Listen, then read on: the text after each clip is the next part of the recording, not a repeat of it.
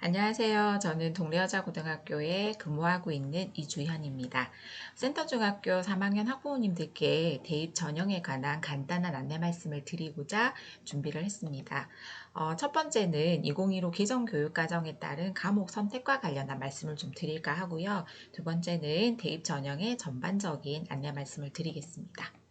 부모님들께서도 잘 알고 계시다시피 4차 산업혁명 시대에 예측이 되는 미래는 기술이 인간을 능가하는 그러한 시대다라고 많은 미래학자들이 예측을 하고 있습니다.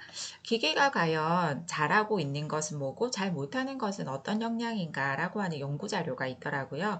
보시다시피 기계는 창의력이라든지 그리고 협상, 설득과 같은 사람과 사람이 소통하는 부분에 있어서의 역량이 상대적으로 부족한 것으로 나타나지고 있습니다. 그렇다면 미래 사회를 살아갈 우리 학생들은 이 창의력과 그리고 소통의 상황에서 발휘할 수 있는 역량을 신장시킬 수 있는 교육이 진행이 돼야 된다라고 하는 결론에 도달할 수 있는 거고요. 이와 같은 미래 사회의 변화에 따라 추구하고 있는 미래사회의 인재상 역시 바른 인성을 갖추고 있는 창의 융합형 인재를 요구하고 있는 거죠. 이에 따라 2015 개정교육과정이 출발을 했다라고 이해하시면 되겠습니다.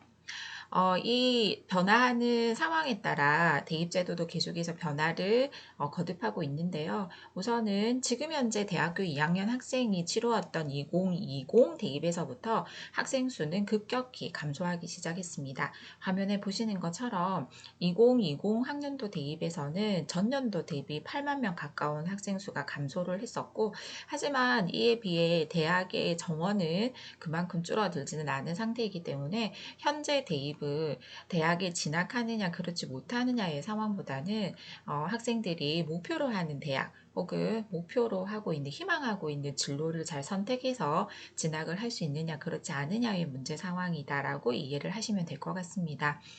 해마다 차이는 있습니다만 화면에 보시는 것처럼 학생 수는 지속적으로 감소를 하고 있고요. 우리 중학교 3학년 학생들이 치르는 2025 대입의 경우에는 전년도에 비해서 큰 인원 차이가 보여지진 않지만 해를 거듭할수록 학생 수는 계속 감소하고 있는 이런 상황이다 라고 생각을 하셔야 될 것 같습니다.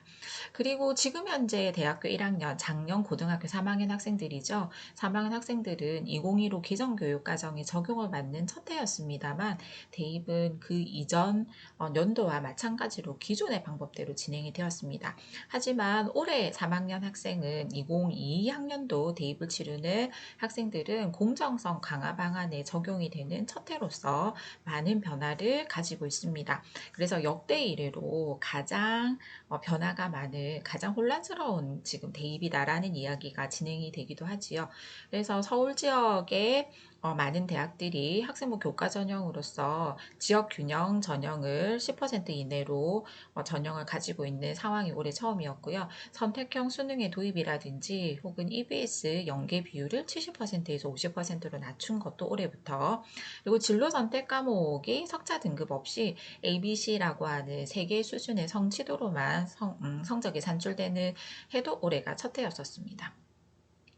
올해 고등학교 1학년 학생이 치른 2024 대입에서부터는 공정성 강화 방안이 2단계 적용이 되면서 이제 완성이 되는 해입니다. 그래서 자기소개서도 완전 폐지가 될 뿐만 아니라 학교 정규 교육과정 외의 비교과 활동은 예를 들면 개인 봉사활동 실적 같은 경우가 있겠지요. 대입에는 미반영이 되는 걸로 결정이 되어져 있고, 그래서 철저하게 학생들이 학교 내에서 경험한 교육 활동이 대입에 반영이 된다라고 생각을 하시면 될 것 같습니다.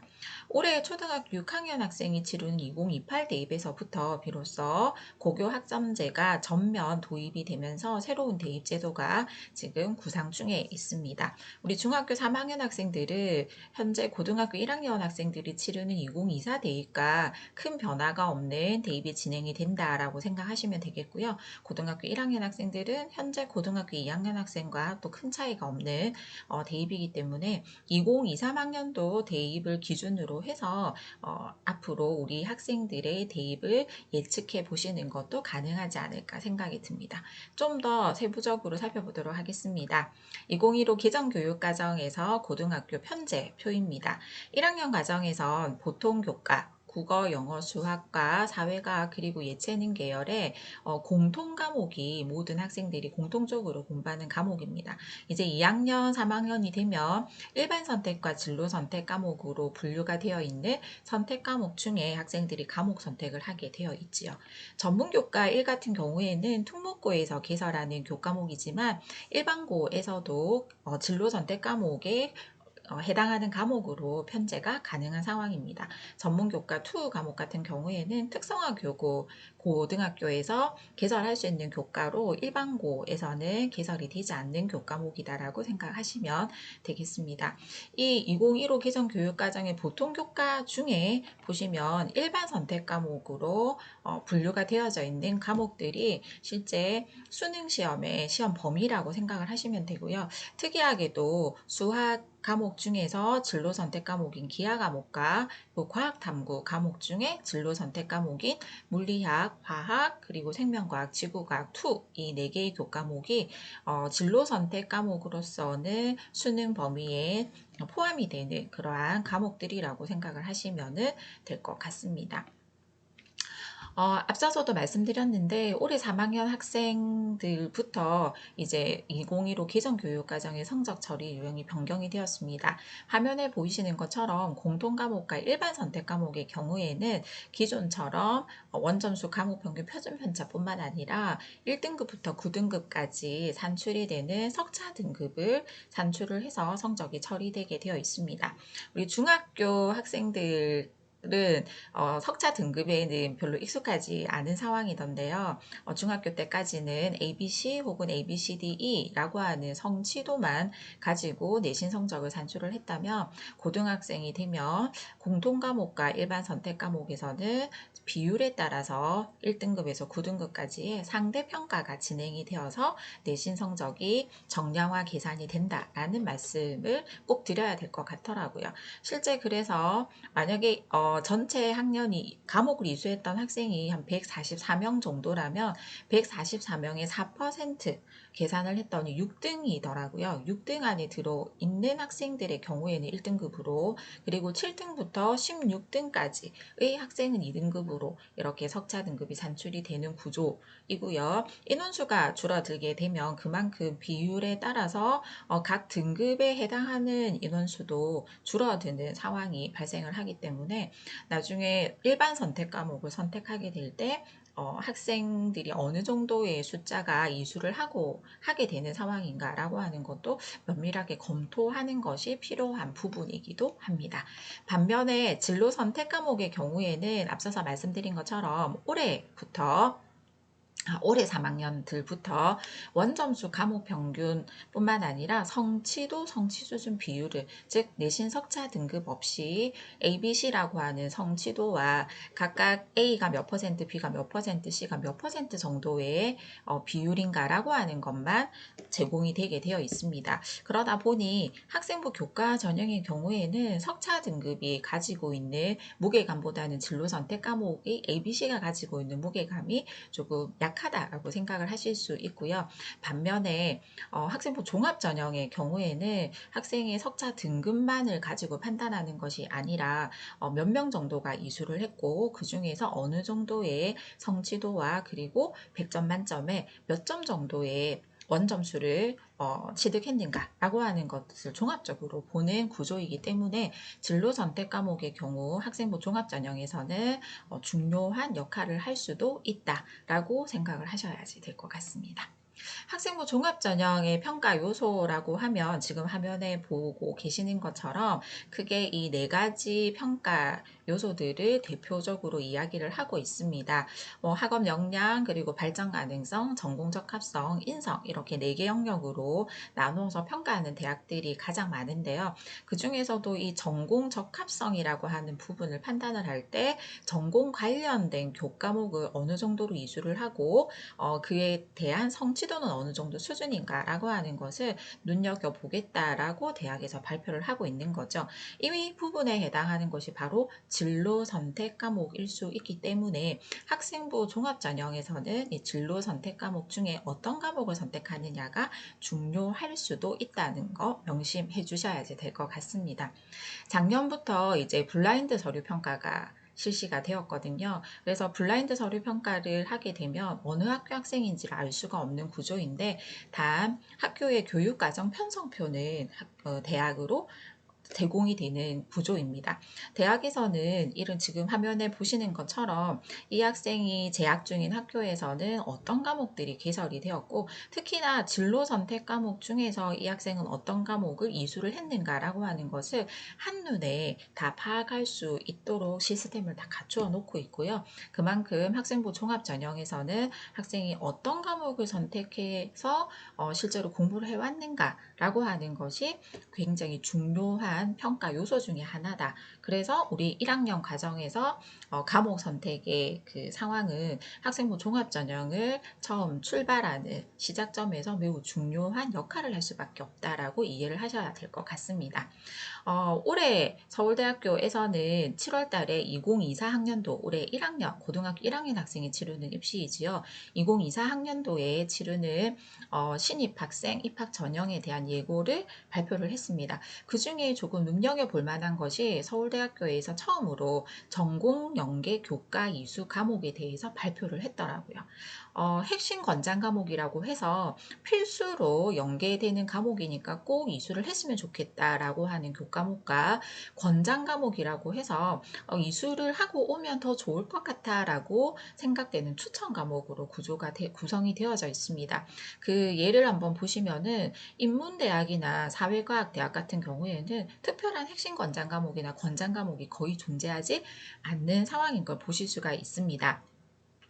유일하게 경제학부 같은 경우에는 아무래도 수학이라고 하는 도구를 대학에 가서도 많이 사용을 해야 되니까 미적분이랑 확률과 통계를 이수하고 오면 더 좋을 것 같습니다 라고 발표를 하고 있는 정도이지요. 하지만 자연과학대학이나 공과대학의 경우에는 지금 화면에 보시는 것처럼 수학 교과목이라든지 아니면 과학탐구, 특히 과학탐구 2 교과 중에서 이 과목 정도는 필수적으로 했으면 좋겠다는 핵심 권장 과목과 이 과목은 하고 오면 더 좋겠습니다 라고 하는 권장 과목들이 이렇게 각 모집 단위별로 소개가 되어져 있는 걸 보실 수가 있습니다.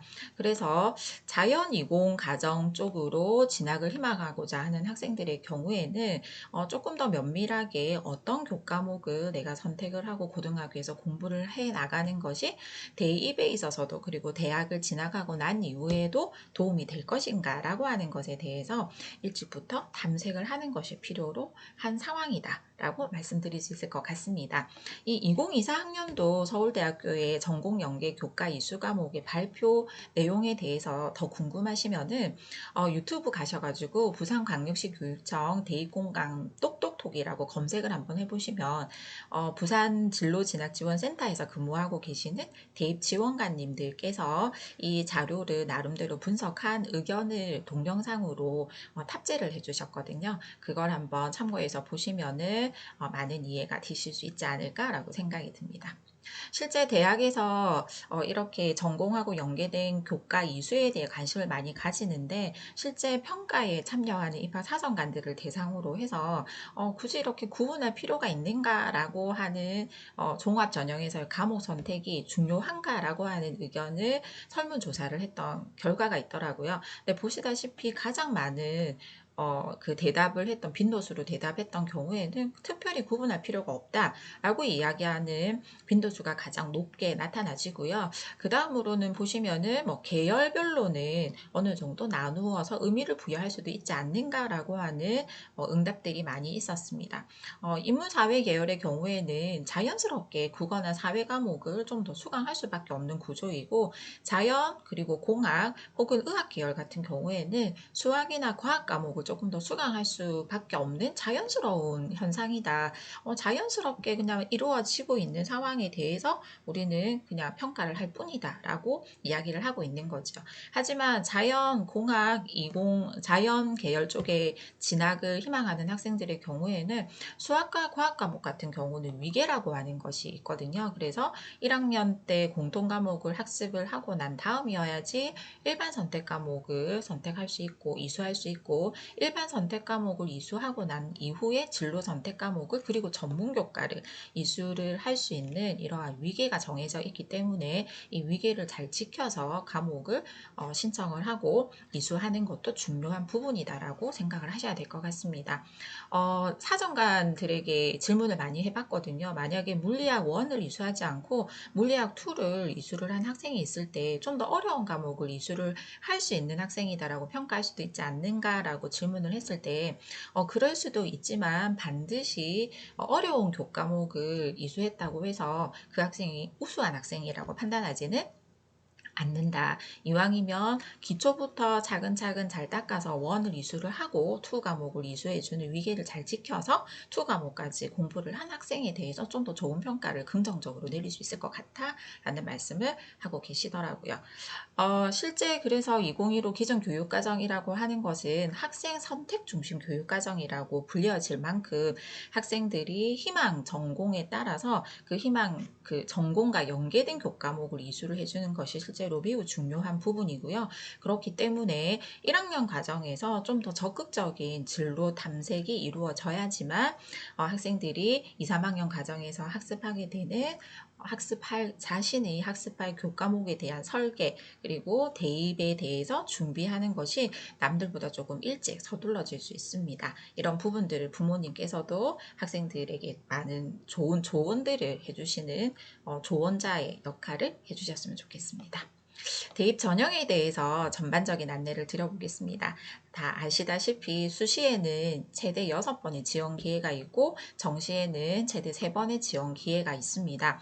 수시는 학생부 위주 전형이 다시 2개 트랙으로 나뉘어져서요. 학생부 교과 전형과 학생부 종합 전형, 그리고 논술 위주 전형과 특기자, 어학 특기자나 과학 특기자 점점 줄곤 있습니다만 이런 특기자 전형에 해당하는 실기 위주 해서 수시는 총 4개 트랙이 진행이 되고요.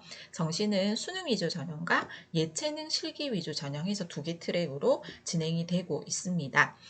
그런데 수시 6회나 정시 3회의 지원 횟수에 제한을 받지 않는 대학들도 있거든요. 과학기술원이라든지 카이스트, 디지스트, 지스트, 유니스트, 그리고 올해 처음 개교를 하게 되는 켄텍, 이와 같은 과학기술원 5개 대학 혹은 경찰대나 사관학교와 같은 한국예술종합대학과 같은 특별법에 의해서 설치된 대학은 수시에 6번, 정시 3번 플러스 알파의 기회를 가지고 갈 수 있기 때문에 우리 3학년 학생들 중에 지금부터 과기원이라든지 아니면 사관학교 혹은 한국예술종합대학 쪽에 관심이 있는 학생들은 조금 일찍부터 준비를 시작한다라고 생각하시면 플러스 알파의 지원 기회를 충분히 많이 노려보실 수 있을 것 같습니다.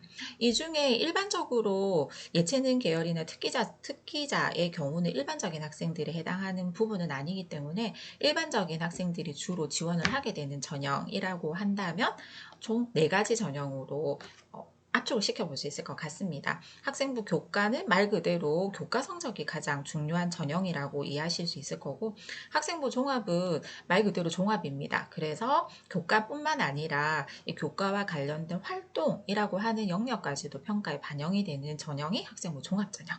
그리고 논술 전형은 말 그대로 논술이 가장 중요한 전형이고, 정시 수능 전형은 말 그대로 수능이 가장 중요한 전형이다 라고 생각을 하시면 되겠지요. 근데 이 모든 주요 전형에서 공통적으로 드러나고 있는 것이 보이실 겁니다. 네, 맞습니다. 교과라고 하는 부분이죠. 그래서 학교 생활의 거의 대부분은 학생들이 수업으로 진행이 되어져 있는 만큼 학생들이 학교 생활을 통해서 얻어내는 이 교과 성적이라고 하는 것은 대입에 있어서는 뗄래야 뗄 수 없는 매우 중요한 요소라고 생각을 하셔야지 될 것 같고요. 그 다음으로는 수능입니다. 수시 모집의 경우에는 수능 최저 학력 기준이라고 해서 이 수능 점수의 성적에 따라서 결정이 되는 건 아니지만 최소 이 정도의 수능 성적은 받았으면 좋겠다라고 설정되어져 있는 수능 최저 때문에 수시에서는 수능이 중요하게 작용을 하게 될 거고요. 정시 모집의 경우에는 철저하게 수능 성적에 따라서 학생을 선발하게 되기 때문에 수능이 매우 중요한 요소가 되고 있는 거지요. 실제 대입 4년 내고제가 이제 정착이 되었습니다. 그래서 올해 중학교 3학년 학생이 치른 2025 대입에 대해서는 11월 달 정도가 되면 2025 학년도의 대학 수학 능력 시험이 11월 며칠 날 진행이 될 것이며 하는 내용들이 발표가 될 예정이고요. 1학년이 된 시점에 8월 정도가 되면 2025 학년도의 수시 모집과 정시 모집의 기간이 일정이 어떻게 되는지 기본 일정에 대한 발표가 나게 되어져 있습니다. 그리고 우리 학생들이 2학년이 된 2023년 4월 말이 되면 2025 학년도에 대학 입학 전형 시행 계획안이 발표가 되게 돼 있습니다. 이 시행 계획안에는 각 대학별로 어떤 전형으로 몇 명을 어떤 방법으로 선발할 건지에 대한 계획들이 모두 수록이 되어져 있고요. 이 계획은 3학년이 되어서 5월 초, 4월 말 5월 초에 발표되는 수시 모집 요강과 8월 말 9월 초에 발표되는 정시 모집 요강에서 거의 변하지 않고 그대로 유지가 되기 때문에 우리 학생들이 2학년이 된 시점에 4월 말에 관심 있는 대학의 입학처를 방문하셔가지고 이 대학 입학 전형 시행 계획안을 통해서 구체적인 방법과 준비의 상황이 무엇인지를 체크해 주시는 것이 입시에서는 가장 중요하다라는 걸 꼭 기억을 해 주셨으면 좋겠습니다.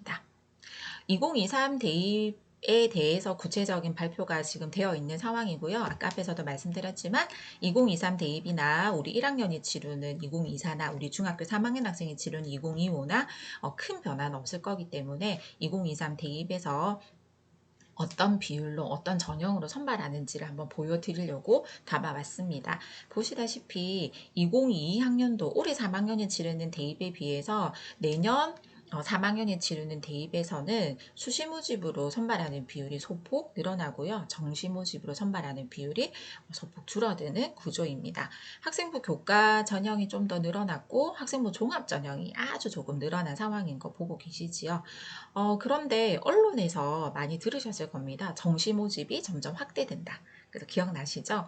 그게 어떤 이유에서인가를 보여드리고 싶은데요. 서울 지역의 15개 상위권 대학의 2021과 작년 그리고 올해 2022와 내년 2023의 선발 비율들을 비교를 해놓은 표입니다.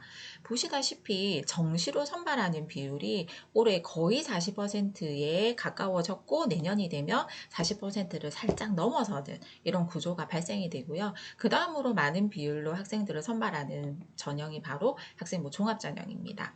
작년에 비해서 올해 굉장히 많은 비율이 줄어들었습니다. 그런데 2023 대입에서는 올해 대비해서 줄어들기는 했지만 아주 소폭 줄어든 것을 보실 수가 있겠지요. 이 구조는 앞으로도 계속해서 유지가 될 예정이라고 생각하시면 될 것 같고요. 특이한 점은 올해부터 학생부 교과 전형이 작년까지는 없던 대학에서 서울 지역의 15개 대학 중에 서울대를 제외하고는 모든 대학들이 학생부 교과 전형으로 선발하는 비율을 10% 정도 확보를 하고 있다라고 하는 사실입니다. 근데 이 서울 지역의 학생부 교과 전형의 경우에는 학교장 추천 전형으로 설계되어져 있는 지역 균형 선발 전형이기 때문에 사실 극소수의 학생들한테만 기회가 주어질 수밖에 없는 구조인 거죠. 따라서 우리 학생들이 재학생들이 서울 지역에 있는 대학에 진학을 하고 싶다면 결국은 정시 모집 그리고 학생부 종합 전형, 학생부 교과 전형 중에서 조금 더 많은 학생들한테 기회가 될 수 있는 부분은 학생부 종합 전형과 정시 모집이지 않을까라고 판단을 할 수 있는 이러한 자료이고요. 반면에 부산 지역 대학의 경우에는 보시면은 학생부 교과 전형으로 선발하는 비율이 절대적으로 많이 있습니다. 그리고 그 다음으로는 학생부 종합 전형으로 선발하는 비율이 많은 편이고요. 정시 모집으로 선발하는 비율은 오히려 해를 거듭할수록 점점 줄어들고 있는 상황인 걸 보실 수가 있습니다. 부산 지역에 있는 국립대학을 기준으로만 보더라도 부산대학교의 경우를 제외하고는 한국해양대나 부경대 같은 경우 내년 정시 모집에서는 올해 정시 모집에 비해서 선발하는 비율을 또 더 많이 줄인 상태로 보여지고 있기 때문에 역시 부산대학교 이상의 대학을 가고자 한다면은 일단 수시 모집으로 선발하는 비율이 가장 높지만 정시 모집까지 긴 호흡으로 가야지 되는 것은 아닐까라고 생각이 드는 부분이기는 합니다. 하지만 우리 재학생들이 정시에 올인해서 준비를 한다면 어떤 상황이 발생을 하게 되는가에 대해서 보여드리고 싶거든요. 지금 보시는 표가 바로 재학생들과 그리고 졸업생들의 수능 성적의 평균 점수 비교한 그래프입니다. 표준 점수라고 하는 것은 100점을 평균으로 만들어진 점수이거든요. 그런데 우리 재학생들의 국어 수학의 표준 점수의 평균 점수는 전체 평균이 100점 미만으로 형성이 되고 있는 반면에 졸업생들의 표준 점수 평균은 100점을 훨씬 능가하는 이런 점수 구조를 가지고 있는 거죠. 그러다 보니 정시 모집은 특히 상위권 대학으로 가면 갈수록 정시 모집으로 합격하고 있는 학생들의 졸업생의 비율이 한 70% 육박하고 있는 이런 실정이 현재 실정입니다. 따라서 우리 재학생들의 경우에는 정시의 올인이라고 하는 것보다는 수시 모집에 조금 더 무게 중심을 싣고 진행을 해야지 될 필요가 있지 않을까라고 하는 결론에 도달하게 되고요. 하지만 이 수시 모집에서도 수능 최저 학력 기준이라고 하는 것이 적용이 되기 때문에 수시에 올인을 하는 것도 있어서는 안 되는 것 같거든요. 그래서 수시의 무게 중심을 조금 더 싣고 학교 생활을 열심히 하면서 준비를 하되 수능 점수도 어느 정도는 관리가 될 수 있도록 긴 호흡을 잊지 않아야 된다라고 하는 말씀을 드릴 수밖에 없는 구조입니다. 그 수능 시험 범위가 올해부터 변경이 되었다라고 말씀드렸잖아요. 국어하고 수학에서 선택 과목이 이제 생긴 것이 가장 큰 변화입니다. 선택 과목이 생기다 보니 이 선택 과목에 따른 유불리가 어쩔 수 없이 발생을 하는 구조이거든요.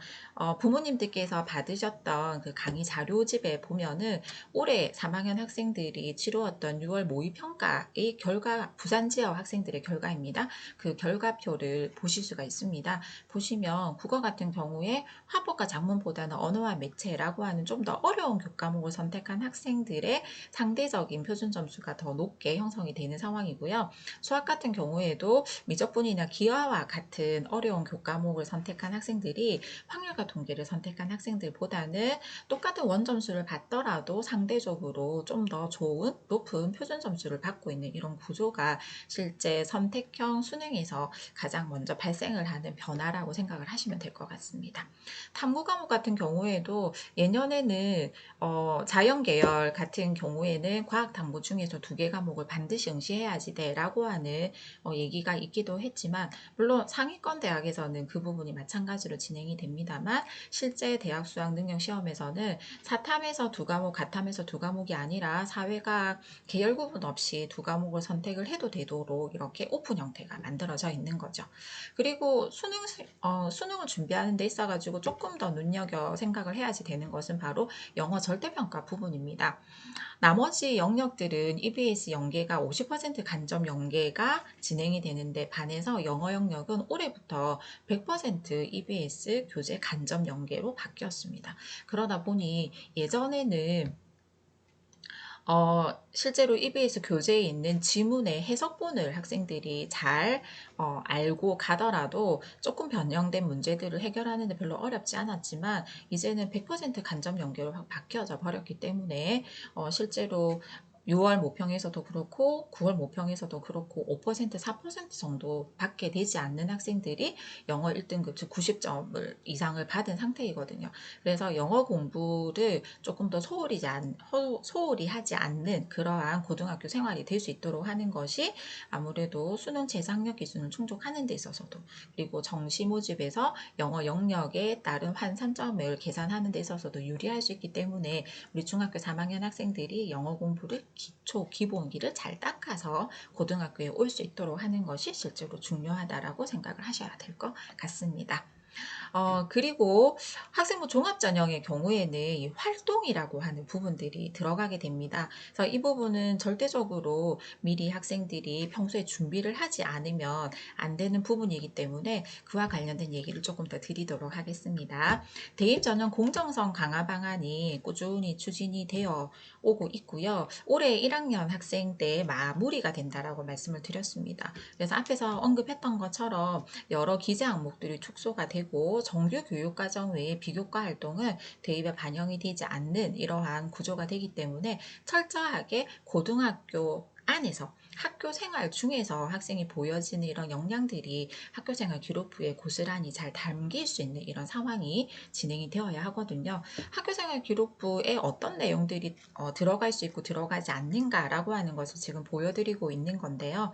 보시면 네, 영재교육이라든지 또 자율동아리 그리고 개인 봉사활동 실적이라든지 수상 독서활동 같은 경우는 대입에 반영이 되지 않는다라고 이야기를 하고 있습니다.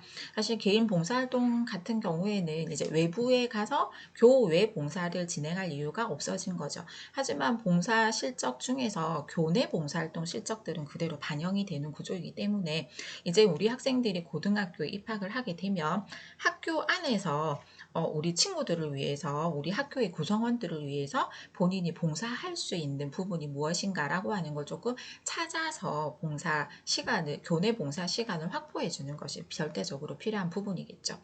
나머지 영재교육이라든지 자율동아리 활동 그리고 수상 즉 대회 를 이야기하겠죠. 그리고 독서 목록 이런 부분들이 대입에 반영되지 않는다고 해서 소홀히 해도 되는가라고 하는 부분을 한번 생각을 해보면 그렇지는 않다라고 말씀을 드릴 수 있을 것 같거든요. 왜냐하면 이러한 영재교육이라든지 아니면 자율동아리 활동 그리고 대회에 참여하는 거 그리고 책을 읽는 거 이런 것들은 모두 교과 학습을 바탕으로 해서 학생들이 확장해 줄 수 있는 하나의 경험이 되기 때문에 어떤 부분에서든지 그 활동의 내용들은 다 발현이 되어서 학교생활 기록부에 기재가 될 수 있는 구조이지 않을까라고 생각이 듭니다. 그래서 조금 더 적극적이고 자발적으로 학생들이 학교생활을 열심히 참여해 주는 것이 여전히 중요하다라고 생각을 해야 될 것 같고요. 물론 그 중에서도 가장 중요한 것은 바로 교과 수업이기 때문에 왜냐하면 다른 항목은 전부 다 축소가 되고 기재가 간소화되었다 하더라도 이 교과목별 세부능력 및 특기사항은 과목당 500자씩 글자수 전혀 변함이 없거든요. 그래서 이 학생부 종합전형에서는 특히 학교생활 기록부에 기재가 되는 교과 세부능력 및 특기사항이 매우 중요하다라고 생각을 해야 될 것 같습니다. 그러면 이 교과 세특이라고 불려지는 부분에 좋은 기재가 이루어지려면 어떻게 해야 될까요? 네, 맞습니다. 교실 수업에 학생이 열심히 참여해 주는 것이 가장 기본이지 않을까라고 생각이 들거든요. 왜냐하면 학교 생활에 거의 7, 8시간, 거의 대부분의 생활은 수업으로 진행이 되고 있기 때문에 대학에서도 교사 대상 연수를 할 때 수업에서 열심히 참여한 학생 잘 관찰해서 사실 그대로만 작성해주면 그것이 바로 학생이 보이는 학교 생활 기록부입니다. 라고 이야기를 하고 있다라는 거죠. 그래서 우리 학생들이 수업 시간에 열심히 수업을 듣고요. 그리고 수업 시간에 진행이 되는 여러 프로젝트 활동들에 적극적으로 참여를 하고 발표까지 진행을 하게 되면 궁금한 것이 있어서 더 알고 싶어지는 것이 있을 거고 그걸 책을 찾아서 읽는다거나 아니면 그런 내용을 연계해서 동아리 활동에서 실험을 해본다거나 아니면 자율 동아리 활동을 진행을 한다거나 그리고 그걸 좀 더 확장을 해가지고 본인의 개인 프로젝트 연구를 진행을 하고 수업 시간에 다른 친구들과 공유를 한다거나 하는 활동으로 연계해서 심화시켜 나가는 부분들이 학교생활 기록부에 그대로 담길 수 있는 거죠. 그래서 수업이 실제로 잘 참여가 되고 그 수업의 내용을 바탕으로 해서 책을 읽는다든지 연계 활동을 확장을 시킨다든지 그리고 연구를 진행을 한다든지 하는 내용들이 모두 하나의 교과목 안에서 일어난다면 학생이 보이는 가장 좋은 학교생활 기록부가 될 수 있다라고 생각을 하시면 될 것 같습니다. 그러면 이제 대학 입시 참고 자료 어떤 자료들을 어디에서 얻으실 수 있는지 간단하게 안내를 해드리도록 하겠습니다. 우선은 각 대학교 입학처를 방문하시는 건 반드시 필요한 상황이라고 생각하셔야 되거든요. 학교 입학처에 방문을 하시면 그 대학의 인재사항이 어떤지도 확인하실 수 있고요. 전형에 대한 이러한 안내서라든지 아니면 논술 자료 그리고 전공 가이드북 같은 경우도 열람을 다 하실 수가 있습니다. 특히 우리 1학년 학생이 1학년 때 선택하게 되는 과목 선택을 앞두고도 전공에 대한 탐색의 과정 중에 적극적으로 활용해 볼 수 있는 이런 전공 가이드북 부모님께서도 한번 확인해 보시면 더 좋지 않을까라고 생각이 들고요.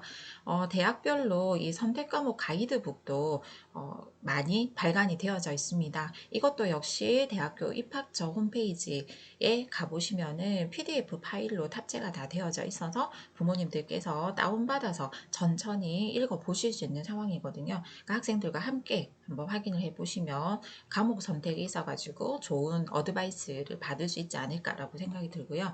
뿐만 아니라 각 시도교육청에서 또는 교육부에서 이와 같은 선택 과목 가이드북들을 발간을 하고 있습니다. 부산시 교육청에서도 청사진이라고 해서 청소년을 사로잡는 진로 디자인이라는 책을 2020 년도에도 발간을 했고요. 올해 2021 학년도에는 업그레이드 되어져 있는 청사진 2를 발간을 한 상황입니다. 이러한 자료들을 보시면 각 교과목에서 어떤 내용들을 공부를 하고 어떤 특성이 있는가라고 하는 것을 상세하게 이렇게 설명을 해두고 있거든요. 그래서 각 교과목의 성격과 내용을 정확하게 파악을 하는 것이 일단은 선택 과목을 제대로 잘 선택하는 데 있어서 가장 중요한 부분이다라고 생각을 하셔야 될 것 같고요. 전문교과도 역시 마찬가지입니다. 그냥 전문교과라고 하면 좀 더 어려운 교과목이지 않을까 특목고에서 공부하니까 라고 하는 것보다는 어떤 내용들을 이 교과를 통해서 학습할 수 있는가라고 하는 것을 정확하게 파악을 하고 정말 본인한테 필요한 과목이라면 선 이수 과목들을 먼저 이수를 하고 이 전문 교과를 진로 선택 과목으로 이수할 수 있도록 하는 그러한 부분들이 필요로 한 거죠. 뿐만 아니라 청사진 같은 경우에 들어가 보시면은 각 계열별로 대표적인 모집 단위들 그리고 그 모집 단위에서 필요로 하는 교과목 혹은 읽으면 더 좋은 책들이 뭐가 있는지 그리고 이 전공을 선택한 졸업한 사람들의 인터뷰 기사까지 해서 학생들의 진로를 탐색하는 데 좀 더 도움이 될 수 있는 많은 자료들이 담겨져 있다라고 생각을 하시면 될 것 같습니다. 다음으로 반드시 확인해 보시기를 권하고 싶은 것은 이 서울대학교에서 발간한 2015 기정교육과정에 따른 고교생활 가이드북입니다.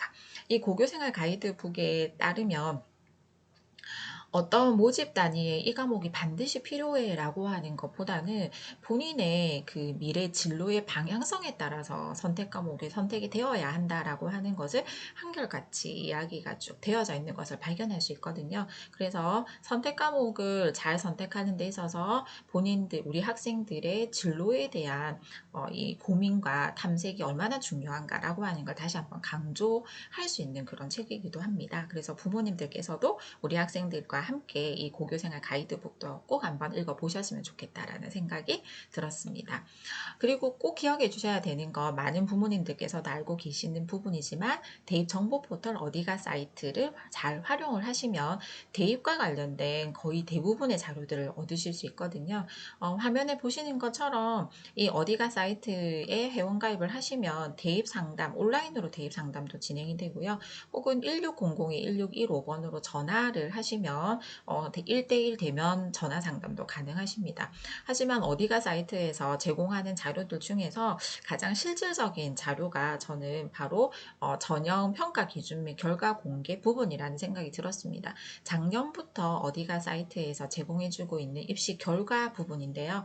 그래서 어느 대학에 어떤 학과를 진학을 하려면 성적이 어느 정도여야 하는지 이런 부분들을 어느 정도는 공개를 해두었으니 이런 자료들을 확인을 하시면서 우리 아이들의 대입에 대한 방향성과 그리고 이 지원하는 전략을 설정하시는 데 도움을 받으시면 되지 않을까라고 생각이 들었습니다.